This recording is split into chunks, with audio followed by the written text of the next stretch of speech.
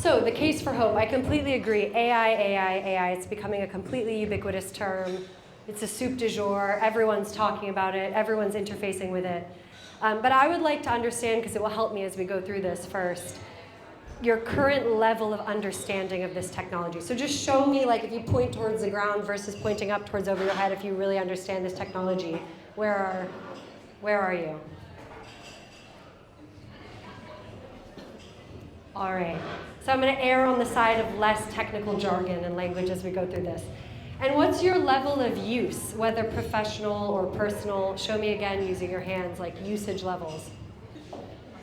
All right, so we got ChatGPT-ists in the room, but that's, okay. Well, look, the case for hope, the reason that I chose this title was very intentional. Case, meaning evidence and fact-based. So we're going to be looking at a lot of data and the current reality versus just headlines and narrative. And hope, meaning the grounds for believing that something good may happen. That's the definition of hope that I have chosen. And so it's a really intentional word choice. It's not positivity or optimism or enthusiasm. It's just hope. Grounds for believing that something good may happen. And let me ask you actually a third question. So in terms of your hope levels, can you show me again an indicator of where you all currently sit? Okay. It's mostly middle except for paid actors in the front who are like, up here with me.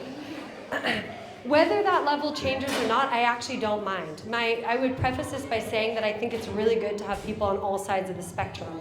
Whether you're skeptical and wary and you worry wisely, or whether you're a massive optimist, both of those things make us, on the one hand, safer, smarter, more responsible in the way we approach this technology, which is massively needed, and also more innovative, groundbreaking on the other hand. So we need the full spectrum.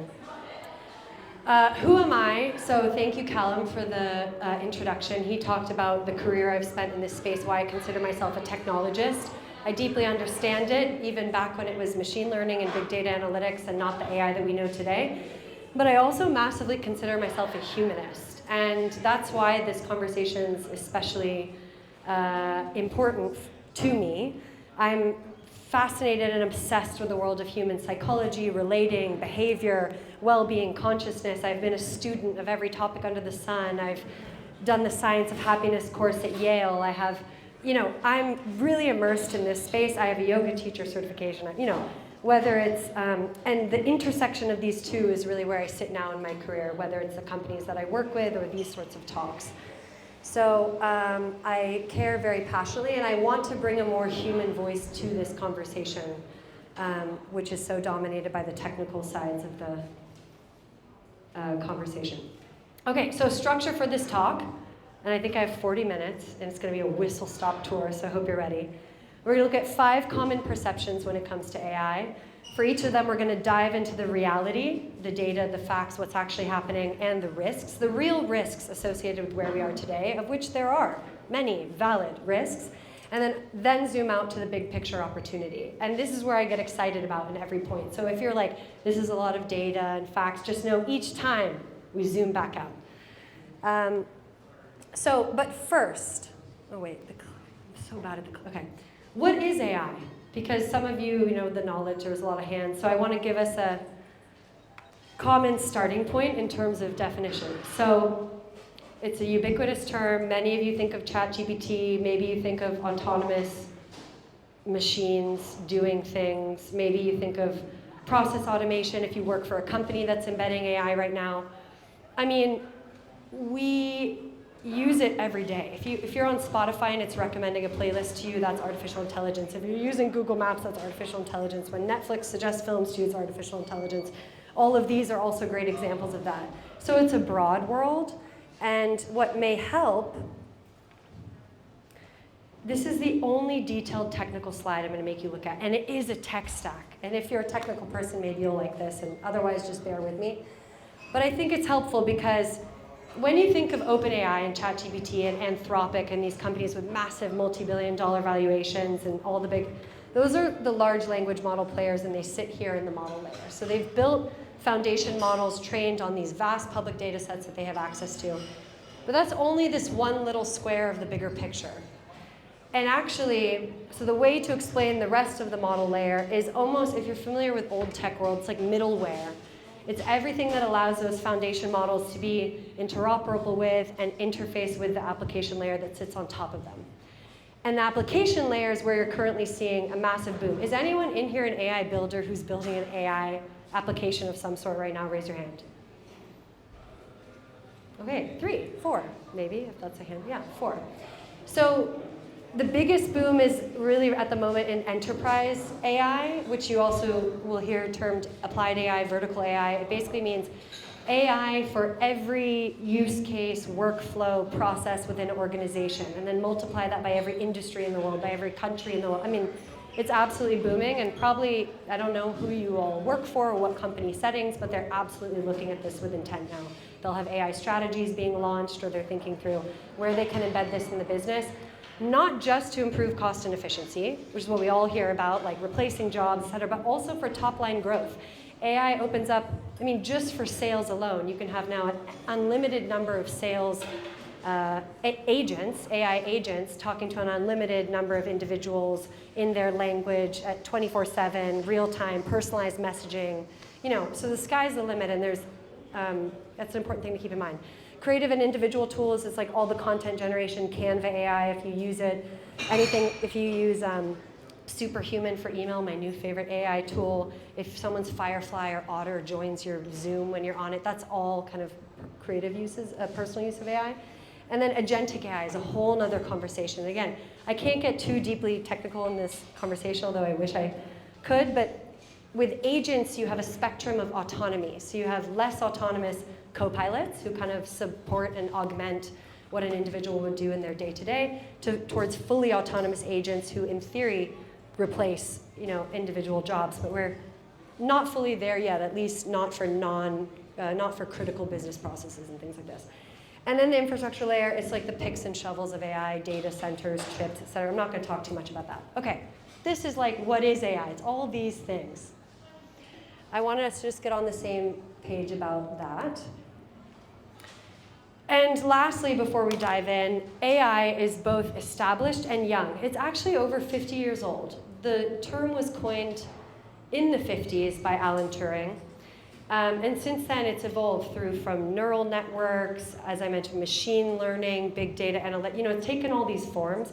We probably first became familiar with it in the noughties with things like Siri and Alexa, which were some of the first big commercial examples of AI, to today. And the point is, computing capabilities have been advancing all along this time frame, which is what allows, you know, AI has really come of age in the past few years because of where we are with compute capability. And so it could do much more. It can fulfill the rhetoric and promise that we've known about for decades. So it's like old, but it's new in this inflection point that it's reaching. Okay, so I think Callum kind of anyway asked this. So I'm going to skip it. I was going to get you to discuss in pairs. But your key fears and concerns about AI, I'm just going to tell you what I typically hear, which are the common perceptions that I've distilled this talk down into, and it's 5. 1, AI is taking jobs. 2, AI is disrupting industries. 3, AI makes us less intelligent, which Callum mentioned when he was speaking before. AI isn't safe or secure, and AI will overpower us. These tend to be the common perceptions. And we're going to dive into each one of them for the next 30 minutes or so. I would say each of these could be like a 3-hour talk in their own right. In fact, each of these have entire conferences dedicated to the subject alone. So this is really going to be a whistle stop, and bear with me. Oh, yeah. And each of them has very real risks associated with them. Don't read these all now. Somehow we will cover all of them in the next 30 minutes.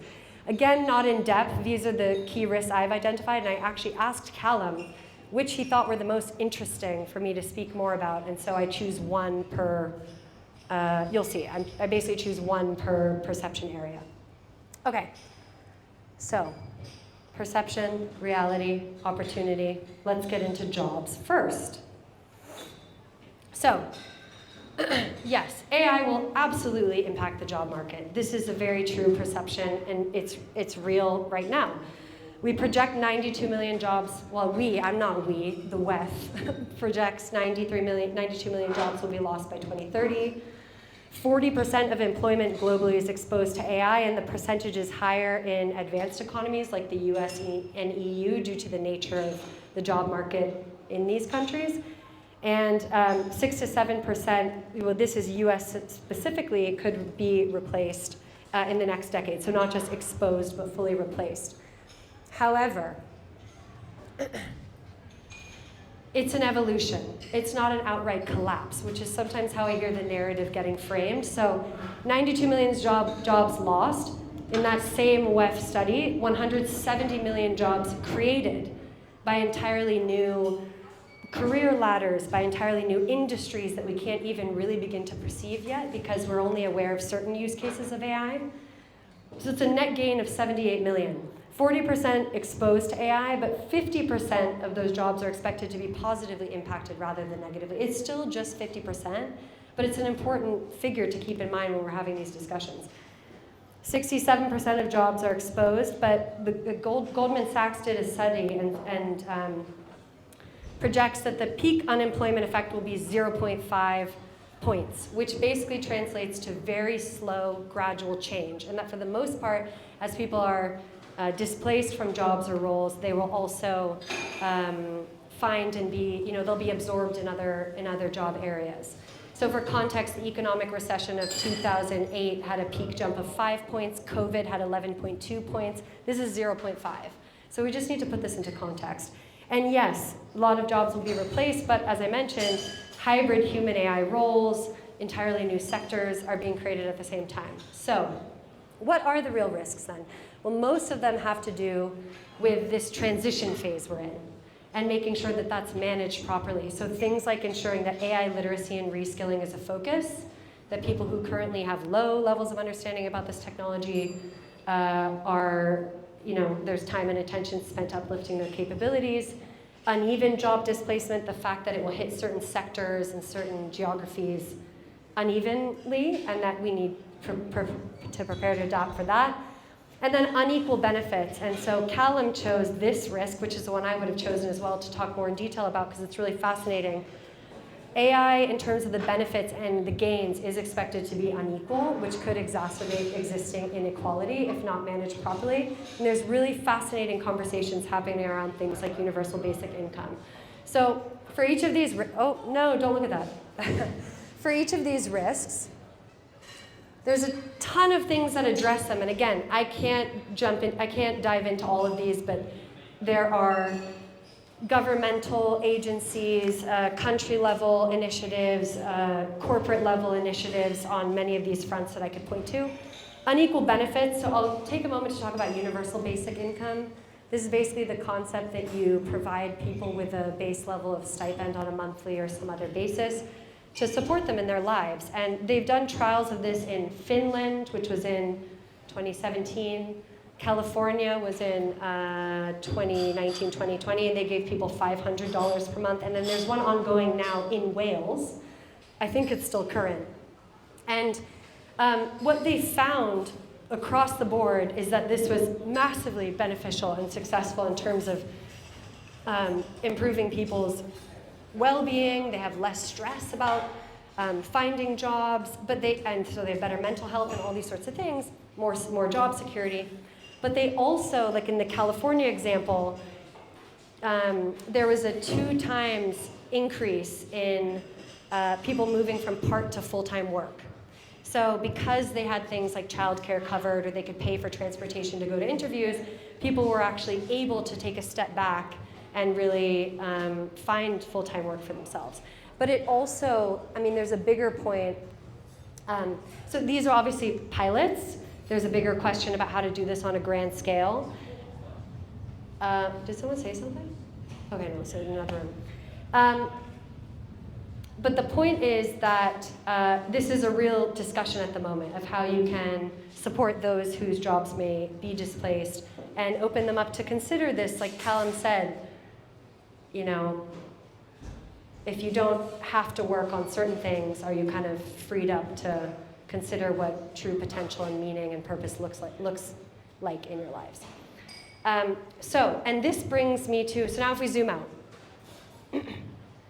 Human work has always evolved. And I think you mentioned, the industrialist era. So I see 4 eras of kind of human evolution, and what we've done for work has changed massively across all of them. As hunter-gatherers, we spent majority of our time on subsistence activities, gathering and hunting.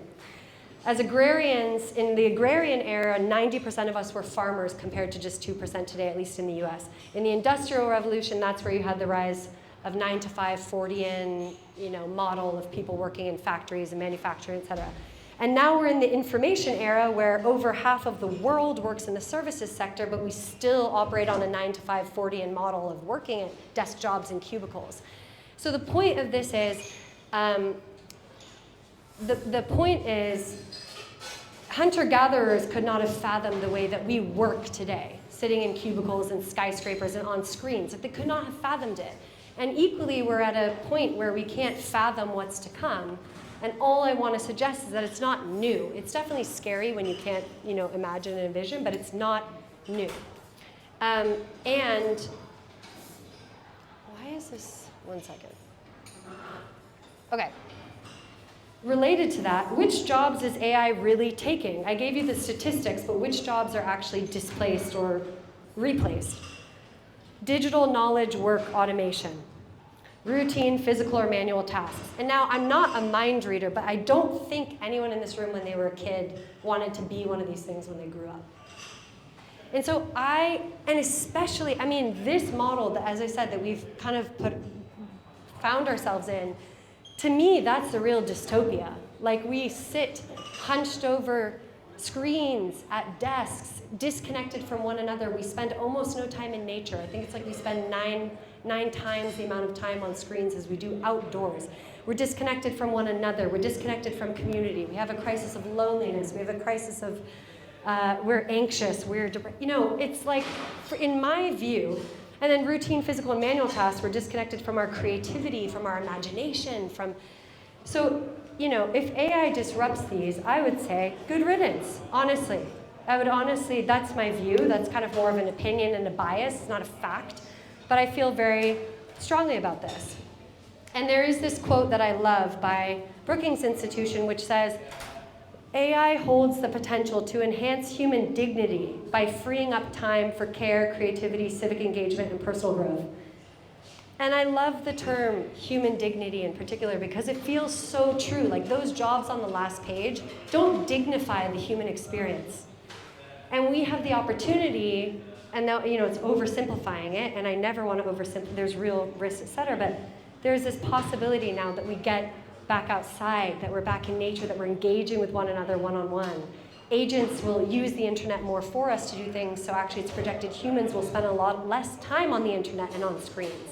And to me, that's a massive win. It's not simple, and we're lucid about the risk, but I feel incredibly excited about the impact of AI on jobs. Okay, next.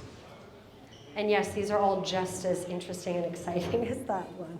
AI is disrupting industry. So the industry disruption point in terms of risks is very similar to the job point, so I won't specifically look at risks again, but instead I'm taking 2 examples of industries. Let's look first at education, because I hear this one a lot. So what's happening in the world of education, intersection of AI and education? Students are using it more, professors are using it more. It opens up incredible possibilities in higher education, lab context, things like this. There are concerns about cheating, plagiarism, etc. That's a high-level view. In terms of statistics,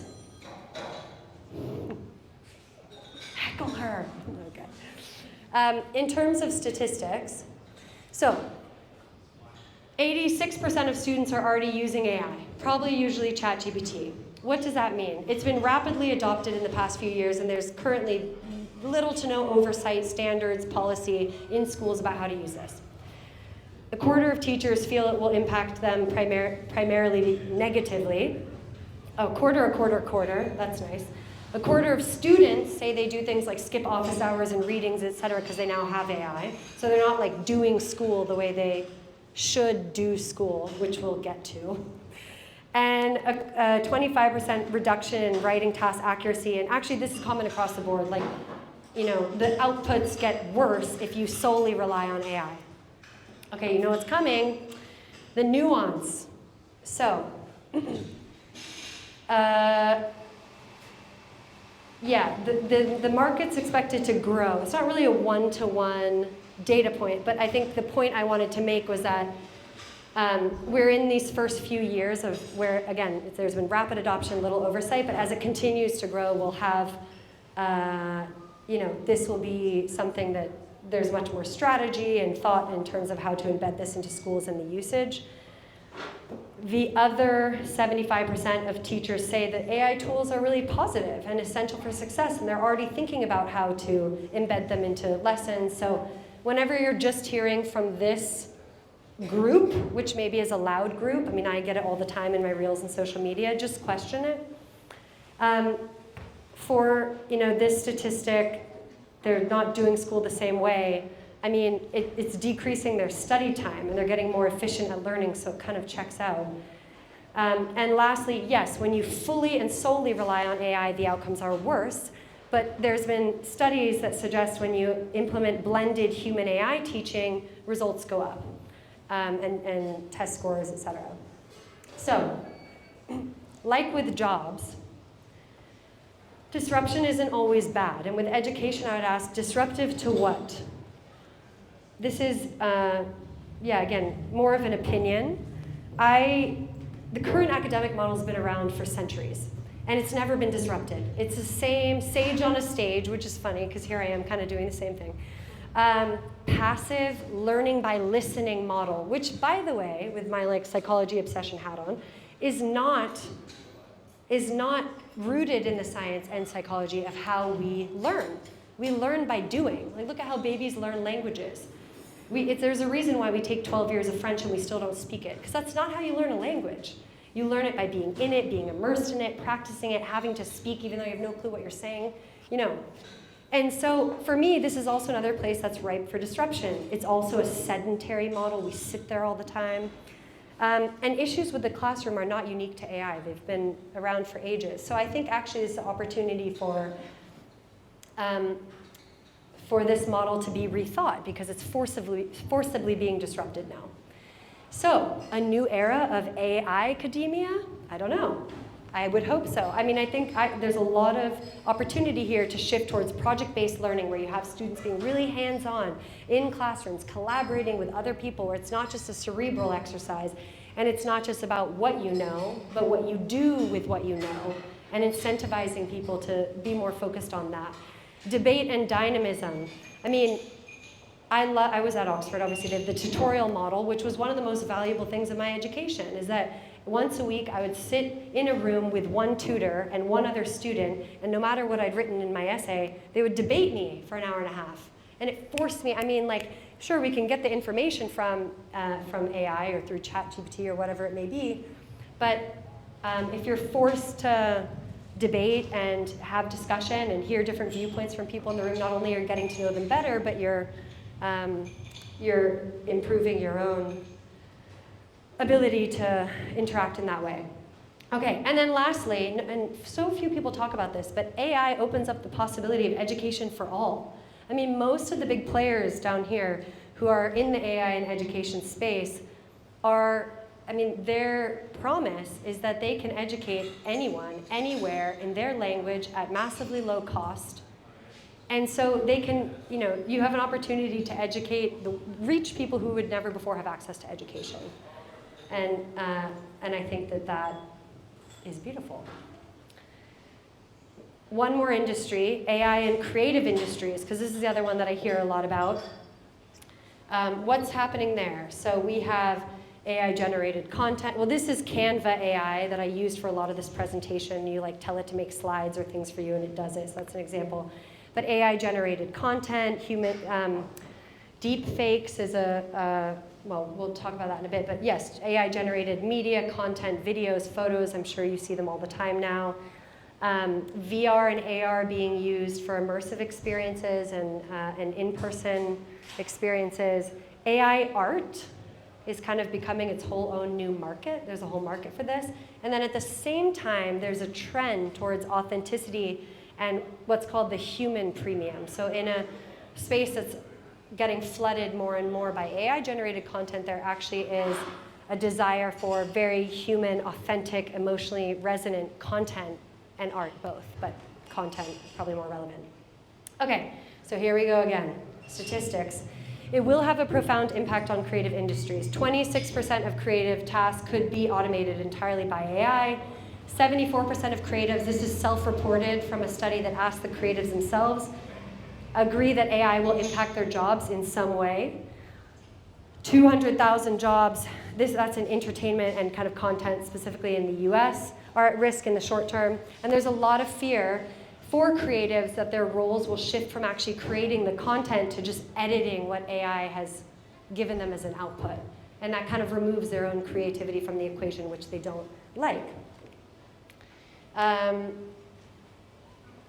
what are we seeing? The industry will grow overall and add an immense amount of value. It's one of these examples where you create an entirely new industry, which is also already being called Crea-Tech, which is kind of the fusion of creativity and technology.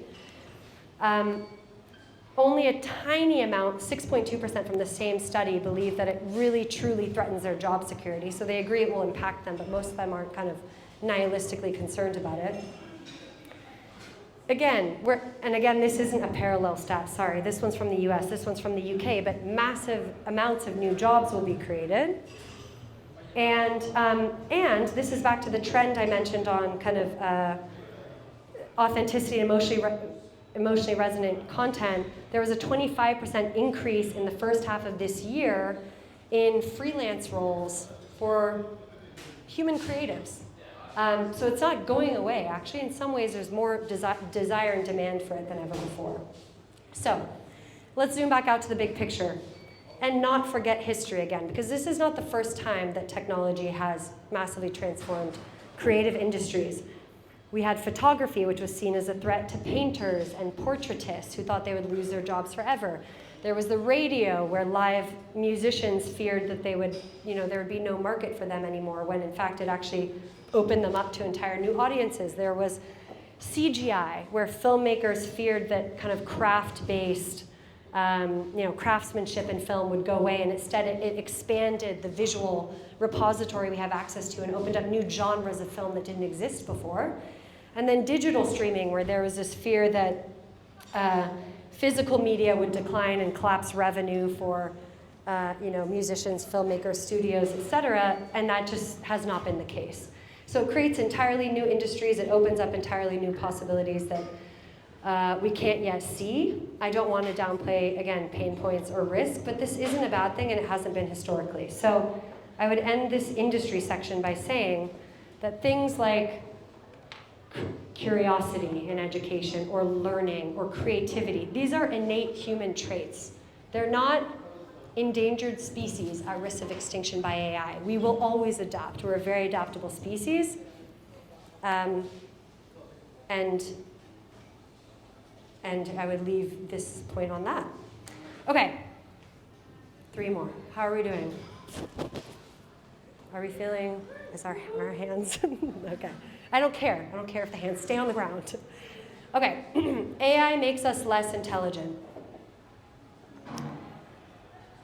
Does it? Well, yes, there are really valid risks. I'm going straight into the risks with this one. The most commonly cited ones, and you probably, you're all using OpenAI. So you can ask yourself, is it making me less intelligent? Well, there's a few things we see. Automation bias. It means you use ChatGPT, you ask it a question, it tells you something, and you don't verify that. You just assume it's correct, so we lose this sense of an internal sense check that we have. 2, shallow engagement. So the information's at your fingertips, and thus you'll spend less time wrestling with nuance, or are there alternative perspectives to this? 3, cognitive offloading, which is the one I'm going to focus on because I think this is the most real and present, which is handing over problem solving entirely, and thus you kind of lose your own skills of critical thinking. This is the fear in education, many other industries. And then finally, loss of productive struggle. And Callum was like, what the heck is that? And I said, well, it's the fact that actually not knowing things is really good for humans. It forces us to grapple with them and think through it and work through it, and that's usually when our biggest breakthroughs come, and where you get really deep mastery of topics.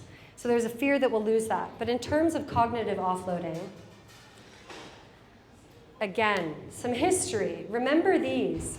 We had very similar intelligence fears with former technologies, especially when it comes to cognitive offloading. The printing press in the 15th century, scholars thought it would reduce our memory and intellectual rigor because everything was suddenly written down. The calculator, we thought we'd lose mental math skills because we had calculators, which is kind of true, but it also freed us up to tackle much more complex problem solving. GPS, we thought we'd lose kind of like our spatial abilities, et cetera, and the internet. So were any of these true? Yes, they were true. Oh, I thought you guys might be like, no, we didn't lose our intelligence. I mean, we lost certain forms of intelligence, but not, again, intelligence as an innate human trait. Generally speaking, innovation begets, what was I going to say on this slide? My God. Technological advances always free up human, oh yeah, okay. So the more we innovate is kind of the point, right? And if we're getting dumber as a species, wouldn't that not be the case? So innovation begets innovation, and it seems, well, it's proven that we have, as a species, only continued to get more intelligent. This is IQ points for different parts of the world as of 2013, so it's a little bit of an old slide, but nonetheless, the trends are there. So zoom back out. We have long, I got Canva AI to generate this image for me. We have long worshipped at the altar of the mind. And what I mean by this is intelligence has been the evolutionary advantage of our species. And so it's no wonder that we're very, we spend all our lives up here in the mental realm. And that's been great for the innovation purposes and many of the things we just mentioned, but how much is it a good thing, how far we've swung? I mean, we are very disconnected from our physical animal bodies, the fact that we are animals first. We are, unwell and anxious and sick and kind of, we're just disconnected from the inherent wisdom that our body holds. And so what if relying less on our intelligence for certain things isn't a bad thing? There's a lot of, what's missed in this discourse is that AI can enhance other human traits beyond intelligence, and it already is. It's improving empathy. I mean, you gave the example of using it as like a trusted, therapist, or for self-reflection, for self-inquiry. It's improving our empathy, our openness. I'll talk in a second about specific examples of AI that are being used in this space for bias reduction training and challenging of assumptions, things like this. Self-awareness, if you have that discourse with it yourself. And emotional regulation, which let me just go straight to the examples. This is a space I get really excited about. So I only chose 3 examples. There's a ton of them at the intersection of AI and human flourishing. So Verti, they do virtual stimulations through video and VR where you can interact with kind of this artificial human. And it allows you, so they test it in realistic environments where they feel there could be bias or prejudice to test how those interactions go and give real-time responses and feedback. It's being used right now by the NHS, by Amazon, by Cedars-Sinai, a lot in healthcare, hospitals, and medical contexts.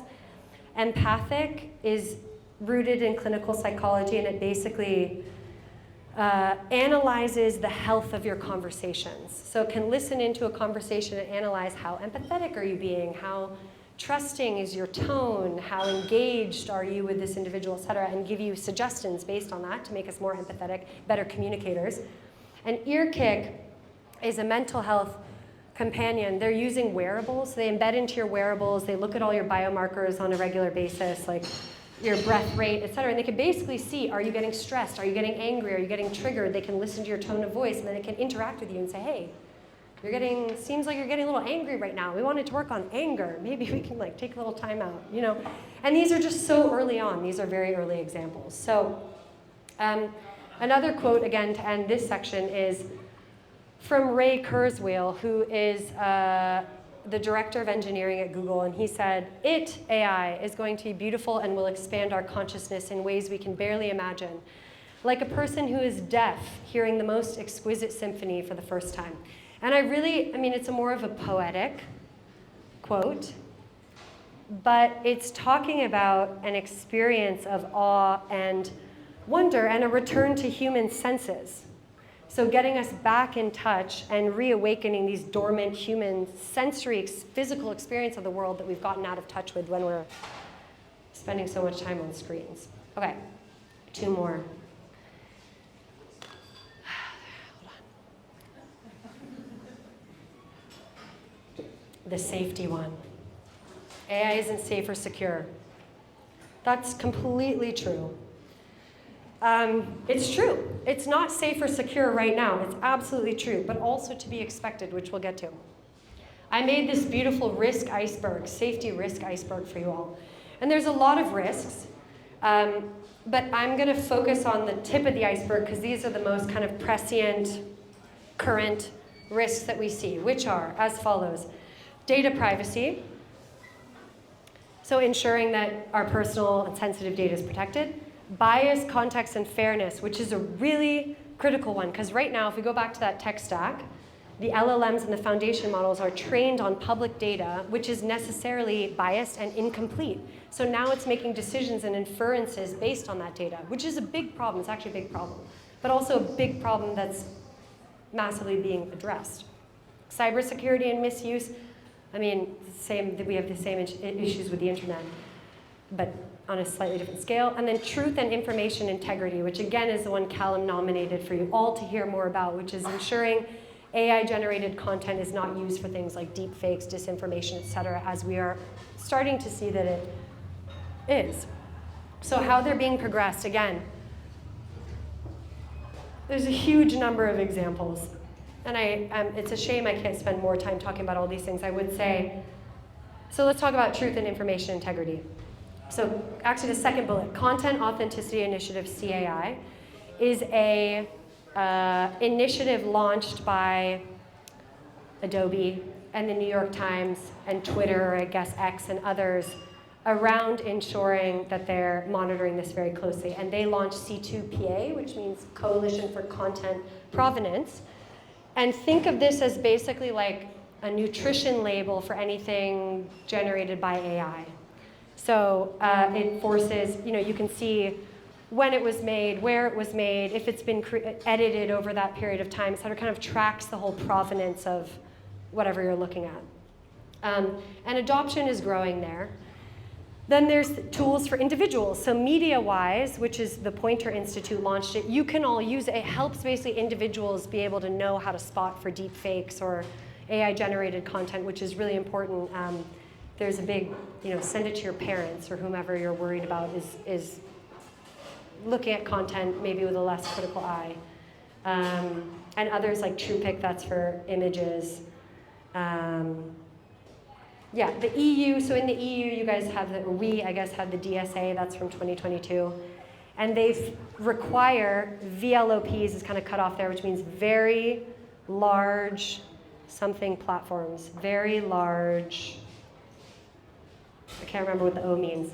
Big platforms like Google or big social media platforms, it holds them to very high standards in terms of transparency that they need to provide and what they do with, having a repository of all their former ad campaigns, and if there is disinformation of any of them, holding them to very high penalties and making them responsible for that.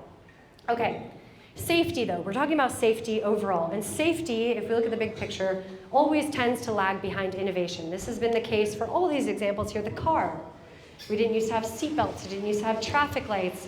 Fatalities were 10 times as high as they are today. Airplanes, they didn't have pressurized cabins. They didn't have weather forecasting systems. Again, fatalities were much higher than they are today, although you hear about them all the time now, and so of course the narrative is different from reality. And then nuclear, which unfortunately it took like Chernobyl and other similar events, but now this is one of the most regulated industries that there is. And the same is true of the internet. Early in the history of the internet, it was all dark web, porn, spam, phishing emails. There was like massive moral panic about the internet in the early 2000s. But things improved over time, and we use it all to, it's not entirely safe still, but we use it more or less in a secure way. We still are wary about what we share.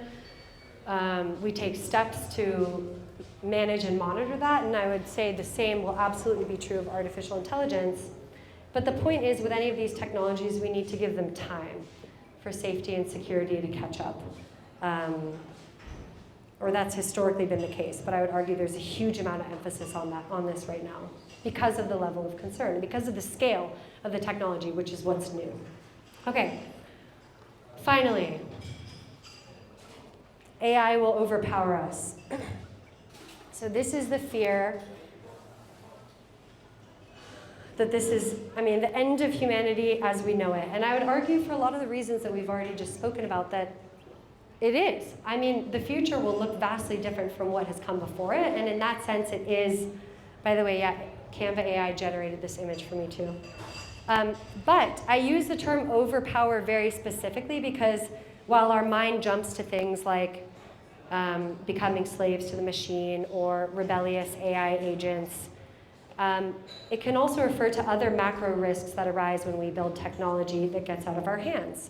Things like, well, first, runaway AI or the alignment problem. So this is the one I just mentioned, in which I'm gonna dive into in more detail. But basically the fear that AI gets away from us and starts pursuing goals that aren't in line with what humans value or what humans will do, and so that either intentionally or unintentionally it causes harm. Warfare and weapons, this is the use of AI-enabled weapons that basically replace human decision-making, so they're taking lethal decisions without the oversight of a human, and it can scale the impact of war. Control and surveillance, which is the fear that AI can get into the hands of authoritarian or other regimes that will use it for oppressive means. And then basically monopolization is the final one. But if, again, we can't focus on all of these things. So if we just look at runaway AI and the alignment problem, okay, so you see the Global AI Safety Summit, OECD, all these nations getting involved. And so rather than talk about specific initiatives, I would just say, here's what I find promising about the way that this is being addressed. One, it's global. There's very few other topics where the whole world gets together behind it and says, this is something we absolutely need to address. We need to make sure it's built in the right way, in a proper way, before we have this issue. So you have policymakers, leaders, government officials, social scientists, psychologists coming together from all over the world to consider this together. And it's always been the case in humanity. You have the self and the other. And in a way, when the AI becomes the other, it makes us closer as a self, which in this case is humanity. So that's promising. The other I kind of mentioned, it's very cross-functional. So you have not only the technologists themselves in the room and the policymakers, but you have social scientists, psychologists, people who understand the human side of the equation coming together. And so I find that promising.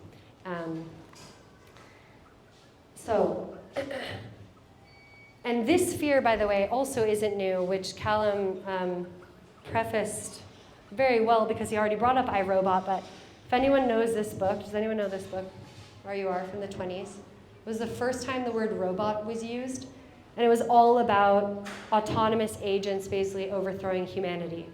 Brave New World, Aldous Huxley, anyone know that book? It's like one of my favorite books, yeah. So this is a less violent overthrowing of it, but it's kind of looking at what happens when we become oppressed in kind of softer, more subtle, and thus more nefarious ways by the technology that we create. And so on and so on. There's a lot of examples of this fear being very salient even before AI was even a consideration. So our imaginations are very, people have been imagining this potential future for a long time. And I say that because I want to talk really quickly about imagination. I'm going to show you a series of paintings done by French painters in 1900. It's like turn of the century, about what they thought life would be like in 2000. Some of them were really accurate. We had an image of like what looks to be a precursor to a vacuum. We have, automated farming and feeding of chickens, and maybe a precursor to a mobile home. So sometimes our imagination can be accurate. That's great. Sometimes our imagination can be inaccurate. So here they had an example of an entire orchestra being, machine orchestra, which goes back to this creative point. Like they imagined that. It's clearly not the case. Education, they thought children would be hooked up to these strange machines. It goes kind of back to the education point. They had an obsession with flying in a lot of these paintings. There's a lot of like firefighters flying, people delivering mail flying, which here's something interesting about it. The mail is still physical mail. We could not imagine email. Like we couldn't fathom it, but we thought someone would be flying, delivering physical mail. There's a steam train in this one, like steam train. We couldn't imagine like electric vehicles, for example, you know. So our imagination can be inaccurate, and then our imagination can also be completely wild and weird. So many of the paintings have to do with underwater. This was like, by the way, there's nothing to do with outer space. It was all about underwater. That was kind of the next frontier of human expansion is what they thought. So we're like riding seahorses, we're, I don't know, fishing for birds, playing like Quidditch on long fish, and a whale bus, which I think is kind of epic actually, like leave whales alone, but it's still kind of a cool drawing. The point is, our imagination is amazing and another very human trait, but it's not always accurate. So, oh man, there's no picture here. Well, imagine the best, plan for the worst. I would say imagine the best, because why not? We know we can imagine any outcome, and plan for the worst. You know, be really addressing all of these risks and these topics that we've discussed. Okay, so look, we did them all. But wait, Tallulah, you might say. I still just don't fully understand it and I find it scary. To which I would tell you, that is completely normal. Why? Because our amygdala is a part of our brain that is taught to fear the unknown. It's kept us safe across all of human history. We see a shadow in the jungle, we're taught to fear it and want to run away from it because it could be a tiger. It's completely normal, and it's a safe bet to be scared of things that you don't understand. It's a really good survival strategy, so it makes sense that we're afraid. And no wonder, because look at the headlines. Dangers of human-level systems, danger of AI, unhinged. I mean, media outlets are designed to retain us and get us to click, unfortunately. So they use titles like this, and if you're not really engaging with the text or the studies behind them, this is what you see. And like this, the Stephen Hawking one's a really good example, because has anyone read his book? Okay. Final warning for humanity, AI is coming for us. Yeah, Stephen Hawking was very lucid about the risks, and he did mention them, but his book is like 95% positive about an AI-enabled future. And would you know that from looking at this headline? Absolutely not. So it just loses the nuance and the truth. And it's not just AI. Fear-based messaging is everywhere. I took screenshots of BBC from Monday. These are on Monday. Look what the BBC said were the top stories around the UK that we should think about. Rabble-rousing, rapists, severe sickness ending pregnancies, a murder inquiry on a priest, 3 children arrested. I mean, you get the point. Like, I stopped reading most news outlets years ago because of this. Like the spin and the words we subject ourselves to, is that good for our nervous system, for our psyche to be taking in all this messaging all the time, especially if it's not the full picture? Meanwhile, and we're coming to the end, but meanwhile, and I don't have enough time to talk about this point, which I'm so sad about, but meanwhile, AI, while it's getting slandered in all the news, is busy solving some of the world's biggest problems. I mean, this technology has the potential to do so much good for us. We talked about education. We sort of talked about health when it comes to individual. I didn't get to talk at all about the impact of AI in the healthcare industry and how it's transforming it, and climate and environment. I truly believe that AI is the only solution to the climate crisis facing us today. And there's a huge amount going on there. And economic equality, because it opens up access to services and pathways for people who previously didn't have access to them. So all of that's going on in the background. Right now, the technology is incredibly young. This is the J-curve of performance over time with new technologies. Maybe you guys are familiar with it. And right now, we're kind of in what's called the trough of disillusionment. What is it called? Trough of disillusionment or valley of despair. Why? Because there's very real pain points as we adjust. There's transitional pain, there's learning curve effects, there's public perception issues, business adoption is low, we're still figuring it out, and we have fatigue, all of us, from hearing about this all the time. So we're there now, but this is also where the real climb begins, and we're going to start to see the real use cases and the real momentum and the traction with this technology as it begins to generate real value. And again, tons of really valid, really real risks still to address. This is the full bullet list from the whole presentation, and they should not be ignored. And they are not being ignored. There's incredibly smart people leaning in on any one of these fronts and doing the best they can to come up with solutions. So I want to end with one final graphic, which is we get to choose. And what I've created here is a matrix of present to future, negatives to positives. If you are someone, so in this first exercise, you may have been talking about some of the positives of today that you're worried will go away because of AI. Okay? So you may have some fear. Fear that we'll lose what we like and what we know today. And in the future, you may also be fearful that there will be a lot of negatives associated with AI. And you may have fear about that too. And if you're in this spectrum, you're very human. This is a human response. But acting based on this keeps us in the status quo. We don't grow, we don't change. Now at the same time, and by the way, this is like 99% of people. At the same time, there are the 1% who look at today and the negatives of today, like climate crisis, like inequality, etc., and they have ideas. They have ideas about how they could solve them using technology, using AI, etc.